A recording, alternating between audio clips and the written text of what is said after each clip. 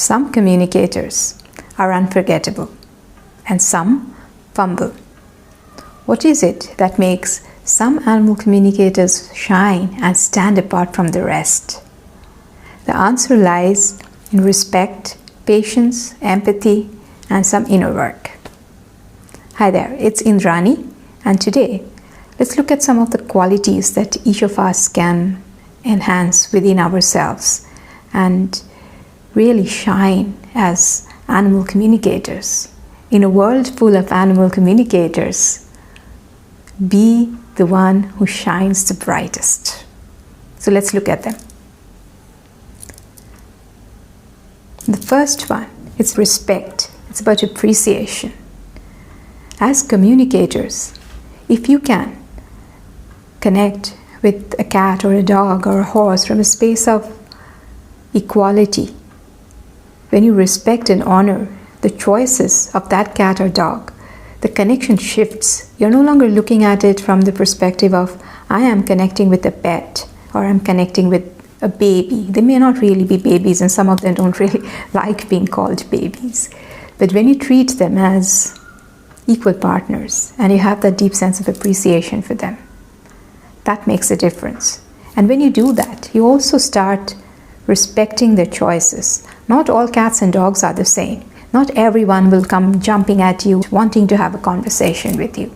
If the cat says, I'm not interested in this conversation, you have that ability to say, thank you very much, I hear you, I respect your time, and you are able to walk away from that. That's the first quality, respect. The second one is about the ability to truly listen, deep listening skills. Whatever beliefs you have, especially spiritual beliefs, put all of them aside. And I call this becoming an empty slate. Become an empty slate and listen to whatever comes, even if it goes against your core belief system.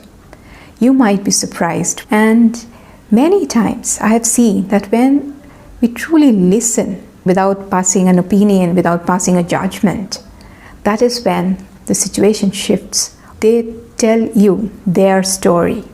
And through that act of listening, the healing happens. You start appreciating the cat or dog for whoever he or she is. That skittish dog, the skittish cat who doesn't want to be friendly with anyone, who doesn't socialize. The dog who's been abandoned and is now in the shelter. Once the story is out and you get to the soul essence of who the dog is, the situation shifts.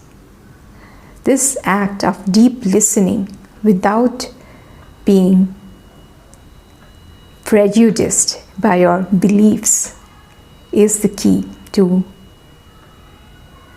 animal communication as well as energy healing.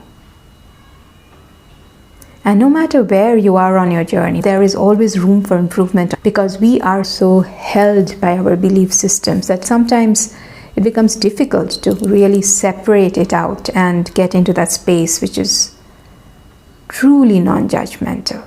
But the more we practice this, the better we get at it, and we can then be fully present for the animals. The third one, we often think that it's just me and the cat and me and the dog, and that's how I got into animal communication. Oh, I don't have to worry about humans anymore. I just love being with cats and dogs. The best of communicators will also include the humans in the conversation. They are the caregivers. They are the ones who are reaching out for help. When you include the human in that conversation, a very powerful thing happens. That person is no longer in a position of frustration or distress or helplessness. That person feels empowered. That person feels the part of the conversation as well. So you're not just building a connection with a cat or a dog or a horse. You're also building a connection with the human caregiver. And you understand that human. You see the world through the eyes of that human, what that person is going through, what is the challenge that that person is trying to overcome. And then you be the bridge between the human and the animal. And that's where the magic lies. That's when you see the light starts shining in their eyes. The fourth one, and this is very practical. When we get into animal communication, we're just talking about heart-to-heart connections and listening to what the animal has to say. If you can, on top of this, build up your knowledge base, maybe dog behavior, cat behavior, nutrition, you will see that you're able to help the human better. The fifth one, and probably the most important one. How are you taking care of yourself? How are you taking care of your body, of your mind, of your emotions? How aware are you of your inner landscape, your inner garden? Are you removing the weeds frequently, or is there a lot of weeds getting built up with no release? Are you planting new seeds every now and then, maybe learning something new?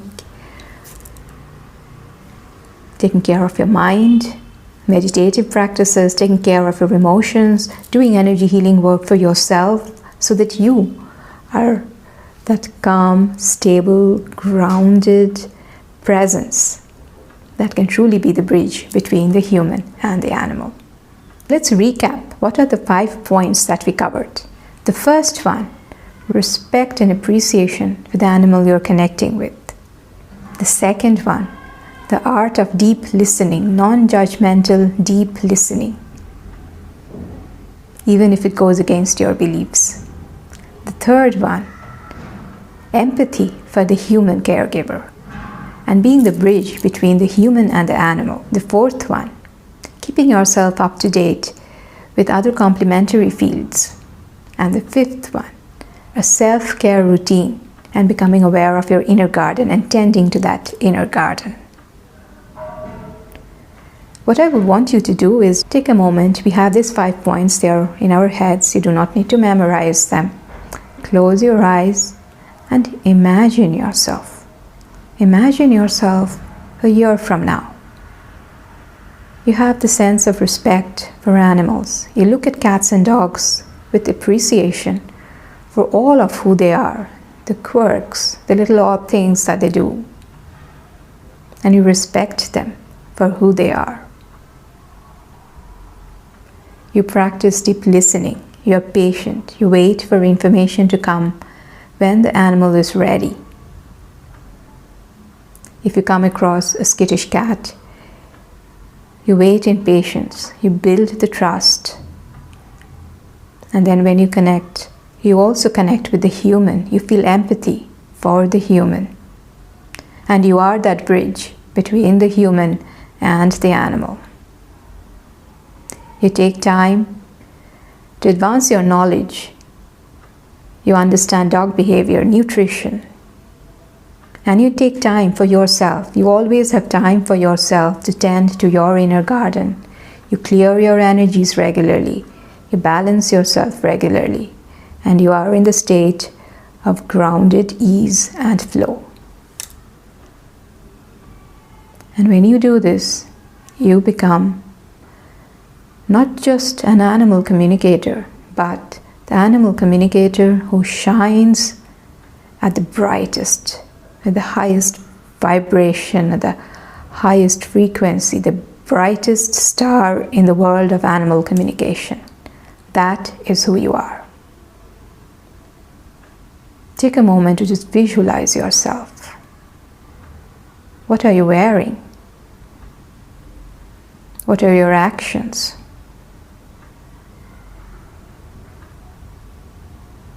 What do your words sound like?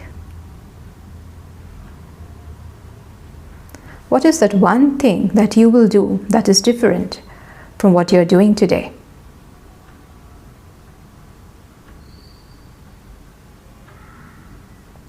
That's it.